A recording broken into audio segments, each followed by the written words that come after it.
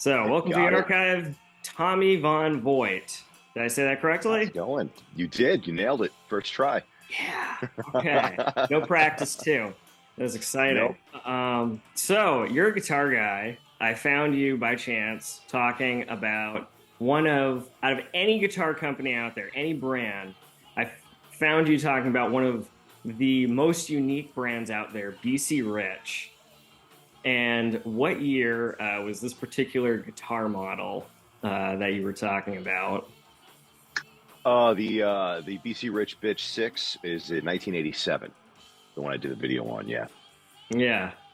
So, guitars are like it's such a cool history to hear about guitars and such a cool history to sit down and talk with people about guitars and to see with the instruments, the unique tone quest that musicians go on and guitar makers go on with Yeah. creating. Like it's such a fascinating thing. It's just like stories within stories. Like guitars are like it's not just like a book where it's like or like an album like it's beginning to end like somebody wrote it and we have this point A and then we end at point B and then that's the conclusion and there's like a story behind the making of it. Guitars themselves are things that can go from one person to the next and there can be modifications to it and it's so fascinating to also hear collectors like Joe Bonamassa share stories too, because he'll say these things like, "Oh, I've seen all these crazy things done with guitars. Like I've seen people take Mhm. Les Pauls and turn them into basses, and I've seen them do this and do that." And I thought this was really unique because BC Rich, even though it's not as well known, it's a company that has always gone like above and beyond and done so many crazy cool things. Yeah. And there's a lot of misconceptions about them as a company too. Depending upon who you are, uh, what you do, your association with music in general, you might have wildly different perceptions of BC Rich as a company. Although I do want to just back up for a second and say that this is in fact like a book, if the book is the never-ending story, because a tone quest for a guitar player, as you know, since you are a guitar player as well, is really a descent into madness that really never ends. Yeah, it's more like the embark onto crazy land. It really truly is, man. But yeah, BC Rich is wild. BC Rich is a crazy, crazy story. Which, if you want, we could jump right into that if you're ready. Yeah, let's get into it. Yeah, definitely. So BC Rich, now I have to actually be a little bit guarded in what I pass off as fact versus what I pass off as just what I've heard, because I don't know how much you've looked into the origins of BC Rich as a company. But when you're talking about the 70s and the 80s, the golden era, there is so much of that is shrouded in myth and half truth and not whatsoever truth, hearsay, third, fourth, and fifth hand information. There's a lot of conflicting information out there, some of which came from BC Rich themselves. It gets a little bit chaotic and confusing, but I think that kind of adds to the fun of it all in a way. It adds to the glamour, I guess. But yeah, they started in the 70s, early to mid 70s, and they were originally doing acoustics, and then they started branching out to electrics. And it's hard to actually even get a handle on exactly where the company name came from, because it seems kind of like a play on the name of the owner, Bernie Rico, but it's not really entirely. So the story goes is one day somebody called the shop around 74, 75, and one of the guys, I think his name was Mal, answered the phone and just randomly said out of thin air, BC Rich, and apparently it stuck. And That's it's based awesome. on nothing. And to me, I think that's such a great anecdote, because it really it sums up the golden era of BC Rich so well, where it was the Wild West. I mean, while they had standard models, as we know, the Warlock, the Bitch, the Mockingbird, the Eagle, the Seagull, you could really order basically anything and they would build it. It really didn't even matter. So there was almost no standard. I mean, in a way, there's no two BC Riches from the golden era that are even alike, which is pretty cool. That is unique. So Yeah. this was just like the Colin custom order shop. I mean, pretty much. When people say, "Yeah, it was a custom shop order from the USA Custom Shop," I mean, yeah, but pretty much everything out of that shop was custom in a way. It really didn't matter. I mean, they would have like a list of quote unquote factory options, and the list was like several paragraphs long. And if it wasn't on there, you would just call them up or write them or go through your dealer, and they would just build it. It didn't matter. It was just a matter how much you were willing to pay, and they would make anything. You could call BC Rich at one point in the '80s and have them build you a Gibson Explorer. I mean, it really didn't matter. They would build you a Flying V. They would do literally anything you asked them to if you paid them. So that's interesting. Like you just call in, you ask for anything you want, and they just go ahead and make it. Like no shame. They're like, yeah, sure, we'll just do that for you, no problem. You want to Pretty knock much, off of yeah. Eddie Van Halen? We'll just go do that for you. And that's where it gets pretty crazy when you're trying to track the provenance of a guitar, like what year was it made, is it authentic or not? It gets really, really murky. The serial numbers, for example, were 4 years ahead at a certain point because they did a serial number. The way they did their serial numbers, the first two digits were the year. And then what ended up happening is they built too many guitars at a certain point. They were becoming too popular. So the number was exceeding so that by like the mid 80s, if your serial number said like 89, it was actually an 85. So it gets really chaotic like that. Yeah, that is. What about BC Rich is concrete in terms of like authenticating things from that what's considered the golden era? Well, it's generally accepted that the golden era truly ends in 1989, and that was the last gasp of the custom shop based in Southern California. And you could still order, you can call in and custom order, like, candy purple, translucent bitch, whatever, with frost inlays or anything, all up to that year. They were still, at that point, they were also very deep into the Super Strat era, which is kind of, some people consider that the beginning of the end. So they started with the Super Strats 85, 86, and that's what led to Neil Moser, the legendary BC Rich luthier and the guy who designed the bitch. It led to him leaving the company, one of the many reasons. So for some people, they consider the golden era to be around 74 to 85 when Neil left. But truly, 1989 was the last gasp of the custom shop. And at that point, Bernie sold the company fully to Class Axe, which was based in New Jersey. And I think they might have had good intentions, but what they did is they took the quality and they just right off a cliff. They started manufacturing a bunch of stuff overseas, which in and of itself, in fact, I want to be clear here. When people talk about, the quality nosedive because they started producing everything in Korea or in China, it is not an indictment against the manufacturing capabilities of people in those countries. You can get incredible stuff made in China or Korea. The problem is when American companies contract to have stuff manufactured over there, they're doing it to get it done as cheaply as possible. So they're having stuff made with cheaper woods, cheaper electronics, cheaper pickups. So you're getting a crappier product.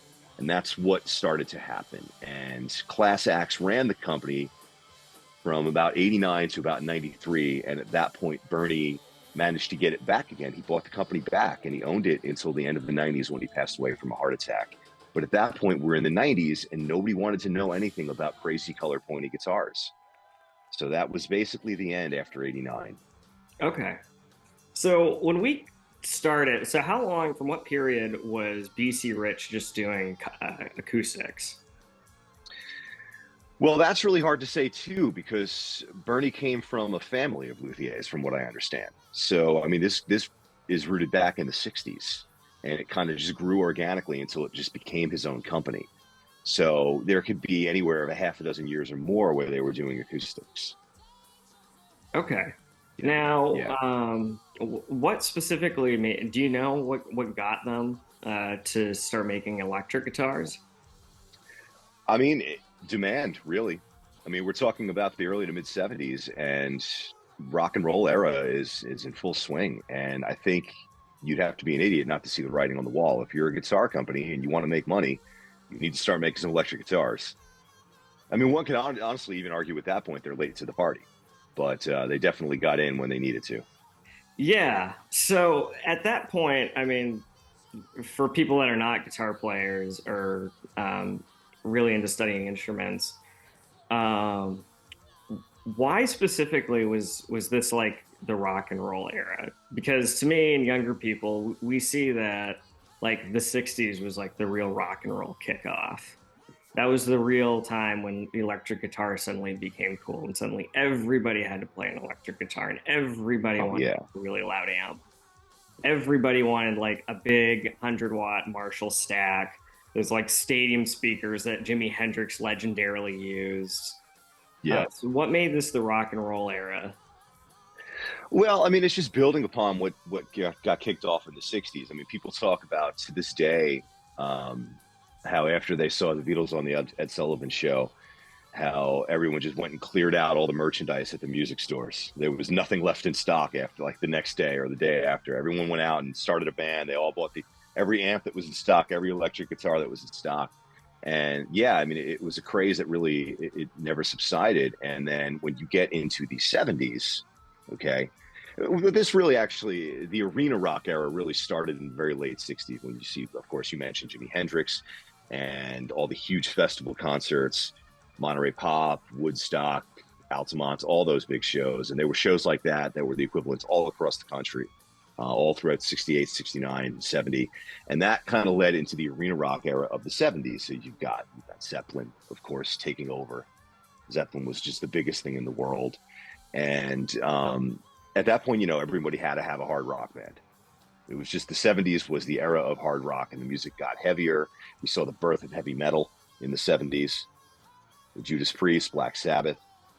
So yeah, I definitely see the '70s as clearly defined by rock, hard rock, and eventually heavy metal. And so, I very closely associate the electric guitar with the '70s, as I think a lot of people do. All right.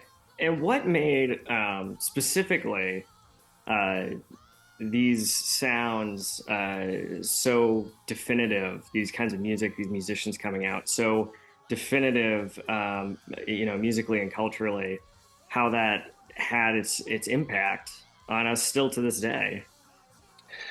Well, I mean, the electric guitar is inherently a very aggressive sound, especially when used in a rock or a metal context, or even in some pop context. It's a very mid-range forward instrument, as you know. It's very, very present in the mix. It's always going to be. And when you're playing it through an amp that's overdriven into oblivion, you can't escape it. It's very aggressive in your face. I mean, it basically captures the sound of teen and 20 something angst so perfectly, you know? Yeah. Yeah, and there was a lot of bands during that time that masterfully brought that out. Absolutely. And you're seeing during that period, you're seeing technology is evolving. You're seeing, like, as you talk about, and all of a sudden everyone has to have these huge 100-watt stacks. You're seeing, like, the manufacturers were responding to a need. We need louder. We need louder. Okay, we'll make them louder. We'll make them bigger. And they just keep cranking them. And it didn't matter how loud they were. They crank them anyway. And they get more aggressive and they're more overdriven. And everyone has to outdo each other. And, and then by the time you get to the '70s, all rock bands have a thick, saturated, creamy overdrive. And it just becomes the sound of rock and roll. Yeah. Was there a specific band in particular or a song or anything coming out from this time that got you interested in diving into the madness of being a guitar player? From the '70s specifically? Yeah, was there anything in the '70s or '80s that grabbed you? I mean, everything in the '80s grabbed me because I was a little kid in the '80s. So I was just soaking it all up. I mean, I would be standing in the living room and, the TV would be on and Def Leppard would be on, Photograph or whatever like that. And I'd just be like, and, I mean, it might as well, it was like I was receiving the gospel. I mean, it just permeated my DNA and it became a part of it. And, that's, to me, that's like the gold standard of rock and roll still to this day. But of course, as I started getting older and I started exploring other music and I started digging into the '70s era, of course, I got deep into Zeppelin. I went through my Hendrix phase, my Cream phase, everything like that. And of course, I just fell head over heels for Boston. You want to talk about the perfect rock and roll guitar tone. Boston. Oh my God. Just if I could have a crush on the sound, it would be the the sound of those first couple of Boston records, you know. So Yeah. that definitely did it for me for sure.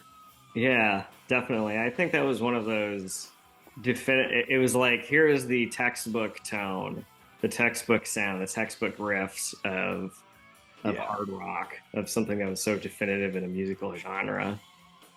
I mean, to think that that record came out in 1976, that first Boston album, and it just managed to completely redefine what everyone knew as rock and roll guitar tones and just blew everybody's minds. Nobody could believe what they were even hearing. People were like, how did he even do this? He's a wizard. He's from space. People couldn't understand how he got that level of distortion, how he got that amount of sustain, how it sounded so thick, so full, so enormous. And of course, you know, it's all been reverse engineered to death, and I know exactly how that stuff was all done. I know it was done to the amps, how he tracked that. But for that to come out in 1976, it sounded like something from Jupiter. And then only 2 years later, think about just 2 years later, in 1978, what came out, the first Van Halen album. Another absolutely revolutionary sound. And Yeah. that, heads exploded. And that kicked the door open for what became the 80s rock scene, the 80s metal scene. I mean, everyone following in Eddie's wake. Yeah. Um, I mean, so this is in '78, like it was kind of before your time, or you were starting to be a little kid. But was that presence of what came out with the first Van Halen album still very prevalent when you were receiving the gospel of rock and roll? Oh, absolutely. Oh, absolutely. Yeah. Yeah, Van Halen was such a major part of the 80s. And honestly, you know, again, as you know, if you play guitar, Van Halen is omnipresent. I mean, even if they're not front and center in pop culture anymore, if you are a musician, if you are a guitar player, you know of Van Halen. That's how monumental their presence was. So sure, when I was a little kid and getting hip to guitar and rock and metal and everything like that, there was no escaping it. Even if I wanted to, there was no running away from it. And I didn't want to. I was ready to accept it. Yeah. That's so funny. Yeah, because my dad, he always would give me crap until I could finally play Eruption. Yeah. Um, which I didn't have. Which, funny enough, I didn't know that. It wasn't until like I started listening to some guys like on YouTube, Phil X. Um, I Oh, had no Phil idea X. when he started. Yeah, Phil X, man, that guy's like the walking, living library of an I instrument. know. He really truly is. But anyway, as you were saying, yeah. Yeah, no worries. Um, oh, that'd be kind of cool. Having you and him on, like that'd be an interesting like roundtable discussion with like the music. That would be super cool. Rock discussion table. Um, so yeah, I mean, I didn't know that Eddie. Funny enough, he's always iconically associated with having the whammy bar, and I didn't know that he didn't have it, and for that first album. And there was an effect, I can't remember which effect, I think it could have been his phaser pedal that he just slowed down to get that kind of effect. But it wasn't until I saw Phil X, and this isn't before I started doing modifications to my primary guitar, that he was just doing like a quick thing with the tuner. And suddenly it was like my whole world got opened up. I'm like, oh, sweet. I don't even need to put a whammy bar on my guitar. Like, this is crazy. Yeah. Yeah, but Yeah, you like, know that. Oh, yeah, go ahead. yeah, no worries. But you were there, like kind of in like the prime time when he came out and he had these very otherworldly sounds. And the only bands for me that stick out, that like otherworldly, out there, really crazy sounds, would have been Hendrix, or like maybe who would have reached that all-time high might have been like maybe Leonard Skinner. Um, but like, Yeah. Yeah, I mean, they were certainly doing some unique stuff. I mean, they were right up there with, I think, Thin Lizzy with the twin and triple guitar harmonies, which was a pretty unique thing. Hendrix obviously was producing otherworldly sounds. I would also give a nod to Brian May from Queen for doing something truly unique and out of this world in the 70s. oh God, I completely they completely escaped my mind. Queen, Yeah, one of the best, one of the best of the yeah, best. Yes. yeah. But it's funny, when you talk about how there were a lot of misconceptions as to how Eddie actually got those sounds on that first record, what you see with that is you see the industry responding to demand yet again. And in some ways, this takes us back to BC Rich. BC Rich was responding to the demand at the time.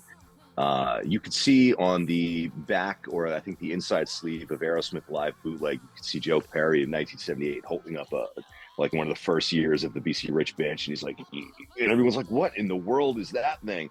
At BC Rich, as the years went on, they were responding to player demand. Players wanted more aggressive, more insane shapes. They brought out the Warlock, they brought out the Iron Bird. They were responding to the time. With when you get back to Eddie and what he was doing, the Floyd Rose was created because player demand was they wanted to do insane vibrato stuff. They wanted to do the dive bombs and the lifts, and you really couldn't do that with a Strat trem unless you wanted to switch your guitar before the song was over. So as the music was pushing further and further, and people were doing more and more extreme stuff with the instrument, the manufacturers had to respond to that and develop equipment that can handle it or do what the players needed it to do. So let's talk quickly about not just like the weird shapes, but what were some of the electronics and things that BC Rich brought to the table with their electric guitars that made them so definitively different? Well, that's they became almost infamous for it in a way because of how notoriously complex they were, and that you actually can thank one man, and that would be Neil Moser, the guy I mentioned earlier. He actually started with BC Rich as a consultant. I don't believe he actually worked directly for them initially, and I believe he might have always been in some ways an independent contractor. In fact, he retained the rights to the bitch because he designed it. It was not owned by BC Rich. So he retained the rights to continue manufacturing that exact shape.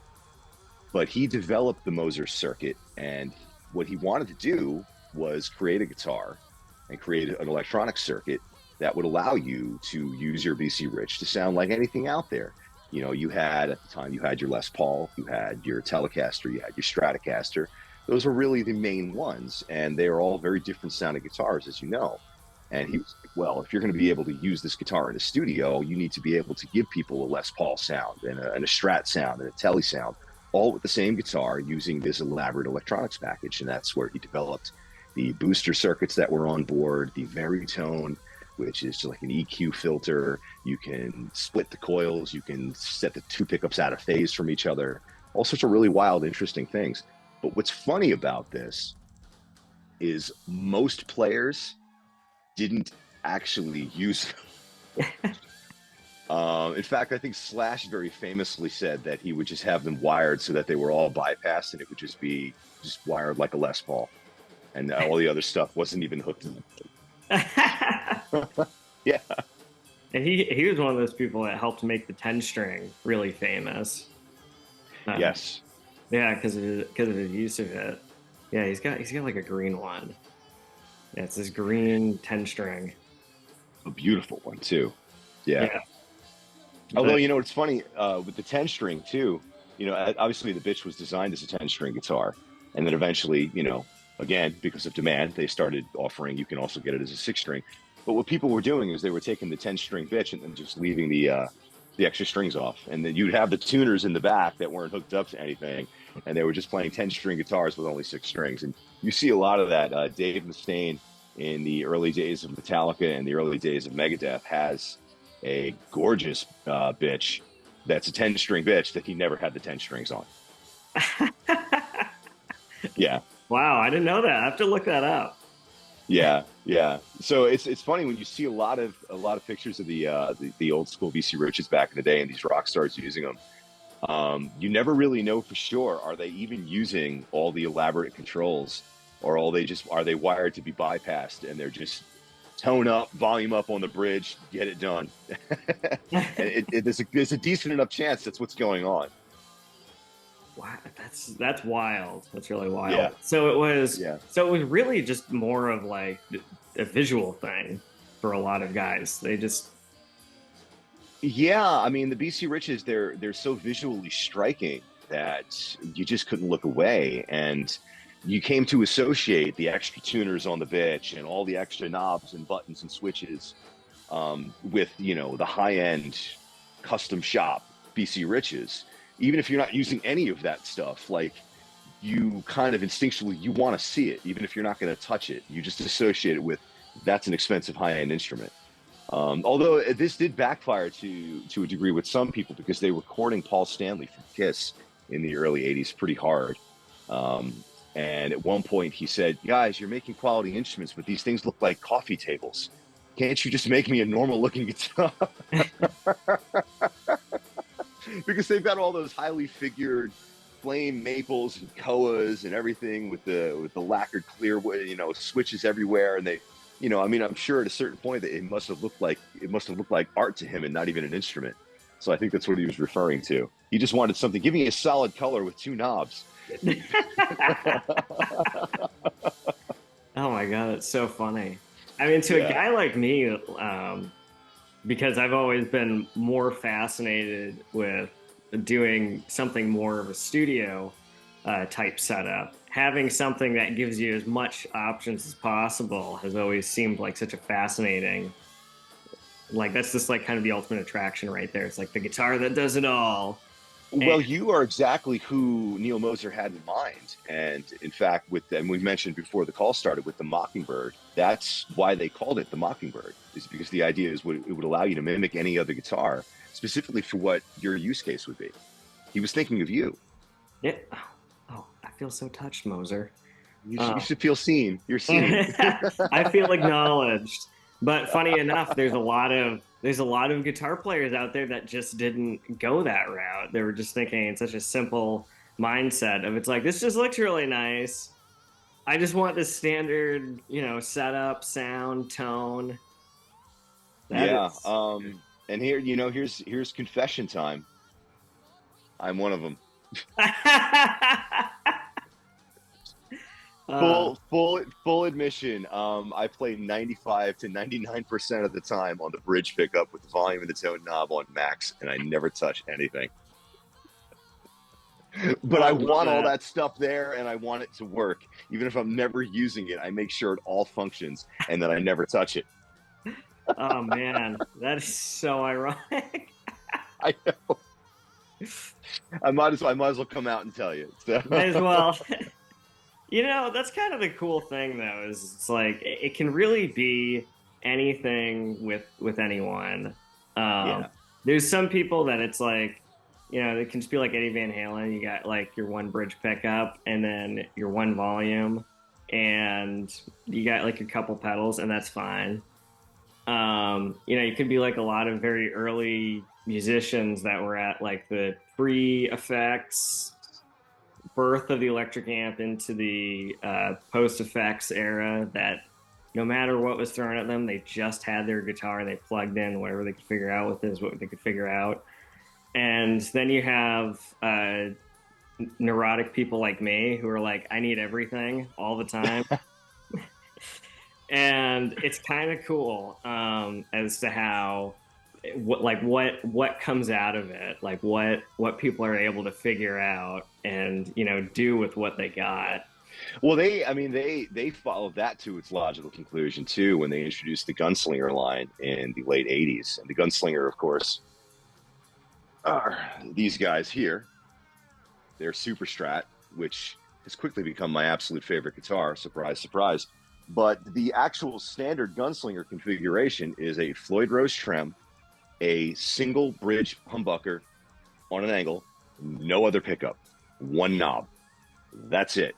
I mean, you want to talk about a single purpose instrument. They wanted you to go out there and shred loudly, and that's it.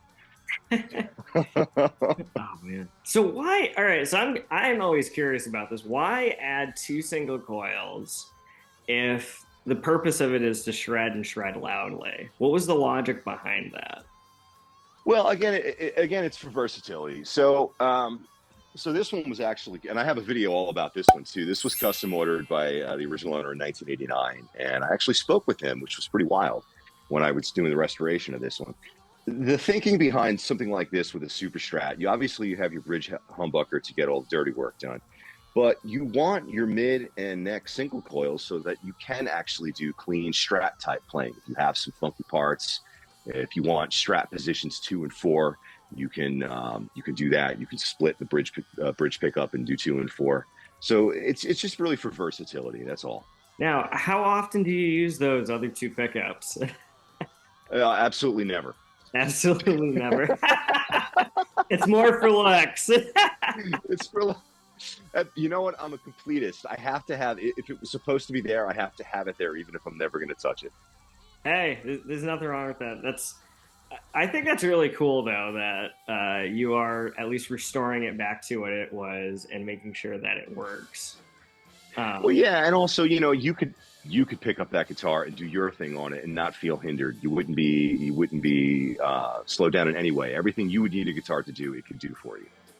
Yeah, but I think that's great because there's a lot of people that have like taken out vintage guitars and like thrown out the original pickups and electronics, and I mean, good for them if that's like whatever they do for the modifications is that what they want. But at the same time, it's like, oh come on, like why can't this is like a Yeah. 60-year-old instrument.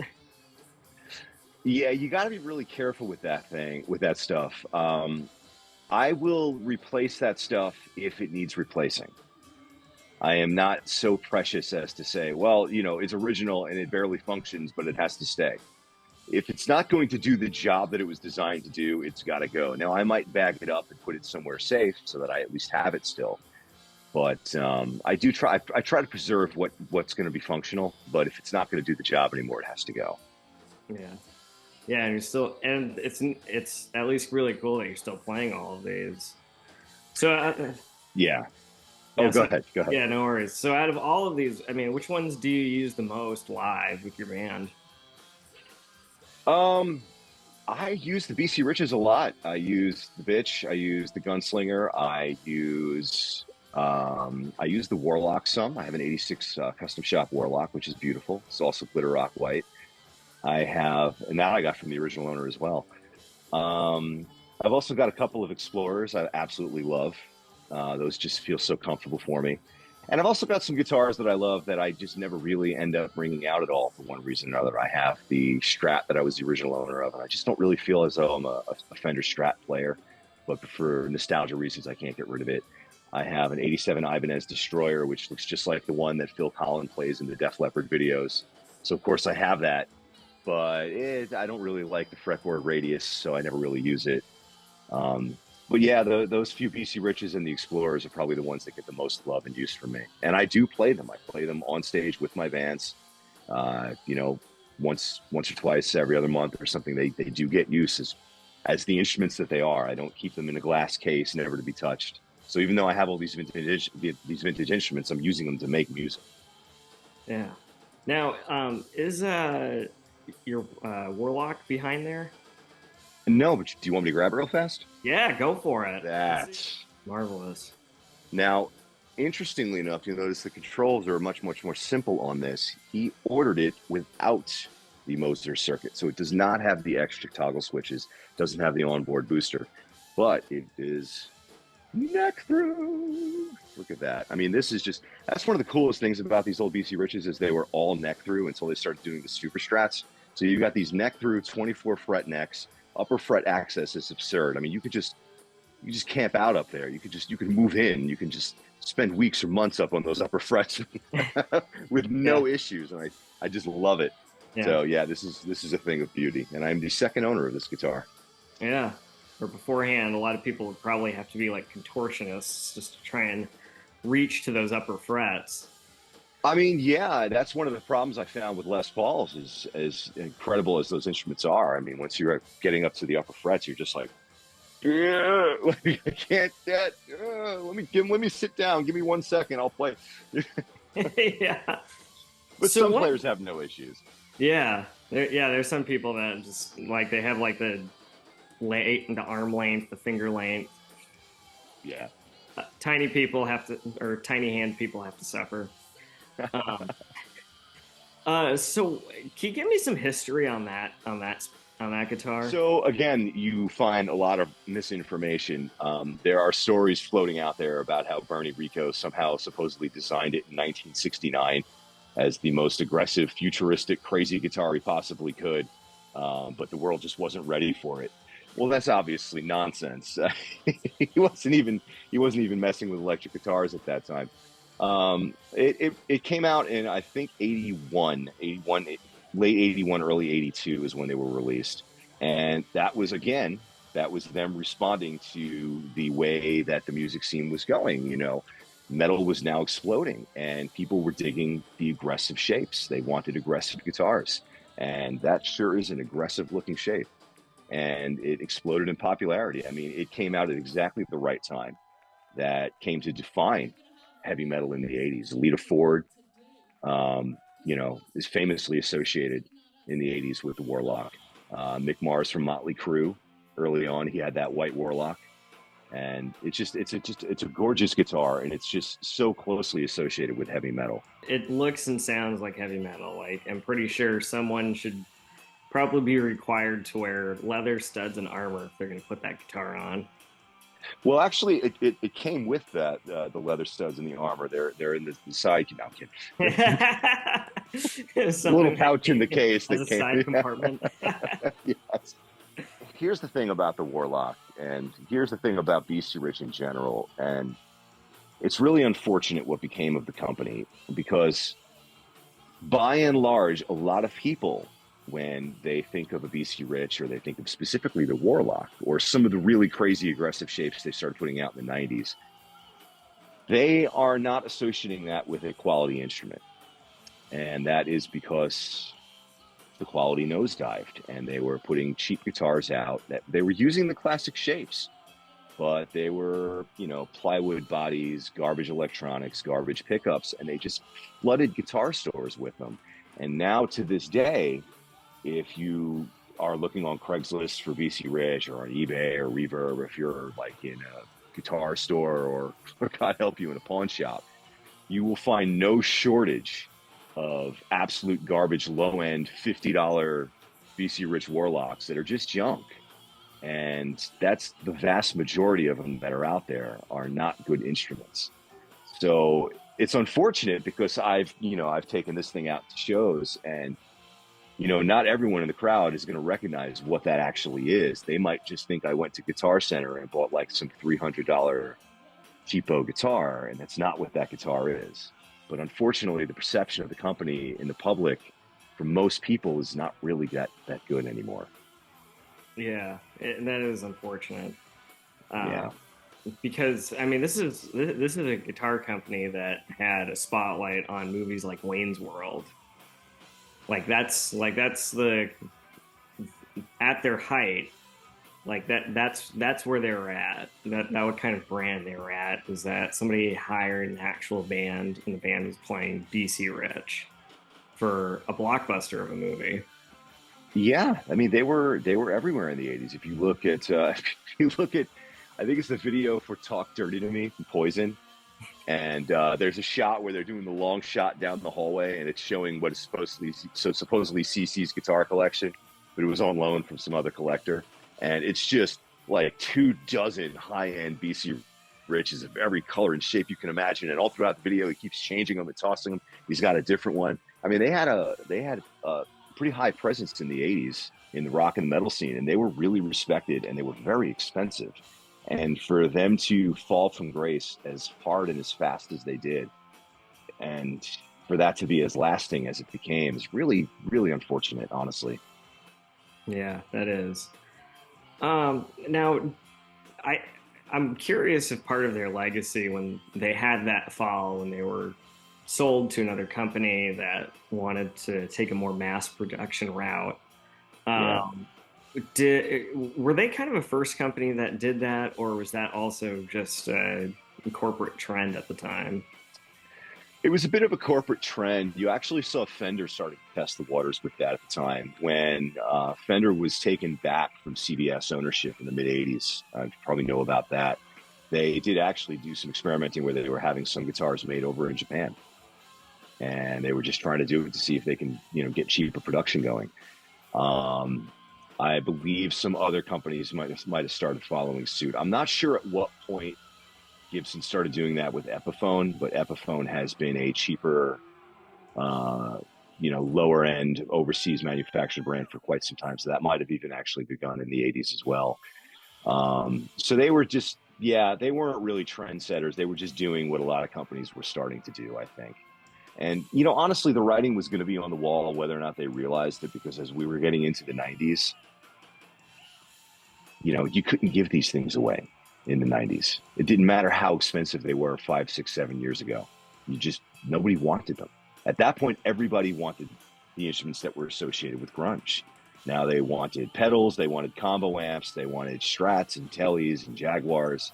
They didn't want the flashy pointy guitars. They didn't want the expensive BC Riches. They didn't want the rack gear and all that stuff. It was just out of favor, and it was just sitting collecting dust. You couldn't give it away. So they were going to be doomed no matter what. They sealed their own fate, but the writing was on the wall. Yeah. That is, unfortunate, but also kind of interesting how one musical genre shift could cause the demise of a company like that.